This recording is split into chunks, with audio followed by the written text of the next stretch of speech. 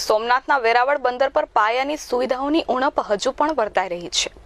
વેરાવળ ખાતે રાજ્ય મત્સ્યોદ્યોગ મંત્રી જવાહર ચાવડાએ માછીમાર સમુદાય સાથે ચર્ચા કરી છે.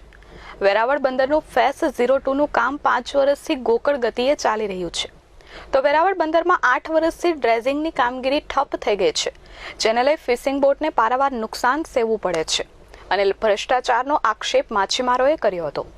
ગુજરાત અને ભારતભરમાં મોખરાનું સ્થાન ધરાવતા અને નંબર 1 ગણાતા વેરાવળ બંદર પર છેલ્લા ઘણા વર્ષોથી પાયાની સુવિધાઓની ઉણપ હોવાની માછીમાર સમુદાય દ્વારા રાજ્યના મત્સ્ય ઉદ્યોગ મંત્રીને રૂબરૂ રજૂઆતમાં જણાવ્યું હતું. અંદાજે 35 વર્ષ પહેલા નિર્માણ પામેલ વેરાવળ બંદર સુવિધાઓથી વંચિત છે.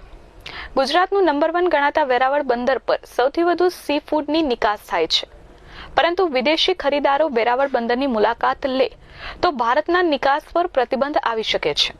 તાત્કાલિક મુખ્યમંત્રી અને હાલના વડાપ્રધાન નરેન્દ્ર મોદીએ વેરાવળ બંદરના વિકાસ માટે ફેસ 02ની જાહેરાત કરી, પરંતુ આજે 5 વર્ષથી આ કામગીરી અતિ ગોકળ ગતિએ ચાલી રહી છે. વેરાવળ બંદરમાં જે દર વર્ષે એન્યુઅલ ડ્રેજિંગ થતું હતું, એના કારણે આ બંદર બારમાસી બંદર કહેવાતું અને ખૂબ જ અહીંયા માછલીનો કેચ આવતો. દિવસે દિવસે આ માછલીનો કેચ બી ઘટ્યો છે. માછીમાર જે છે એ પોતાની ફિશિંગ બોટો જે છે એ જ્યારે ફિશિંગમાં જવું ઇન આઉટ કરે છે, એ સમયે ડ્રેજિંગના અભાવે બોટ જ્યારે ફિશિંગમાં જતી હોય ત્યારે બોટના નીચેના ભાગમાં લો ટાઈટની હિસાબે ઘણું બધું નુકસાન થાય છે. છેલ્લા 2012માં ડ્રેજિંગ કરેલું સરકારે ખૂબ સારી રીતે કરેલું હતું. રાજ્ય સરકારની ગ્રાન્ટે ડ્રેજિંગની કામગીરી થયેલી હતી, પણ ત્યારબાદ એટલા વર્ષોમાં ડ્રેજિંગ થયું નથી. છેલ્લું 2016-17માં જે ડ્રેજિંગ કરવામાં આવ્યું એ માત્ર પેપર ઉપર કરવામાં આવ્યું છે.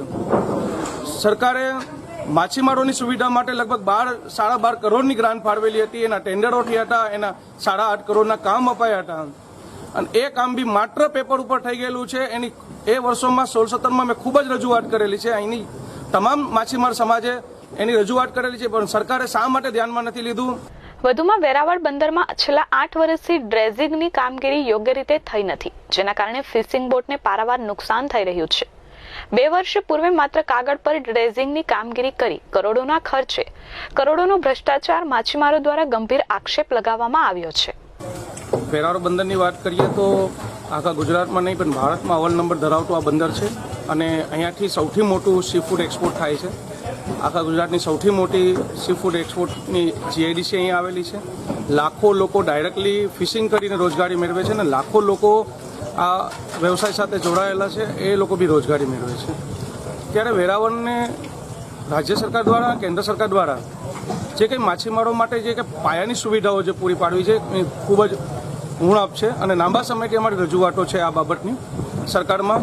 જેમ કે આજથી લગભગ 35 વર્ષ પહેલાં આ બંદરો ગુજરાતના ડેવલપ થયેલા છે, બનેલા છે અને આજે 35 વર્ષ થઈ ગયા ત્યાર સુધી ઇન્ફ્રાસ્ટ્રક્ચરના નામે રાજ્ય સરકારની અથવા કેન્દ્ર સરકારની કોઈ એવી સુવિધાઓ અમને મળી નથી. આજે ગુજરાતના બંદરો પર કોઈ યુરોપ નોર્મ્સ પ્રમાણનું કોઈ એકય બંદર નથી, જ્યારે અહીંયાથી સી ફૂડ સૌથી મોટું એક્સપોર્ટ યુરોપમાં થાય છે. વેરાવળ ખાતે મત્સ્ય ઉદ્યોગ ભવનના ભૂમિપૂજન કાર્યક્રમમાં આવેલા રાજ્યના કેબિનેટ મંત્રી અને મત્સ્ય ઉદ્યોગ ખાતું સંભાળતા જવાહર ચાવડાએ વેરાવળના માછીમાર સમુદાયના આગેવાનો સાથે બેઠક યોજી હતી, જેમાં માછીમાર આગેવાનોએ સમસ્યાઓ રજૂ કરી હતી. ચેતન અપારનાથી S24 ન્યૂઝ, સોમનાથ.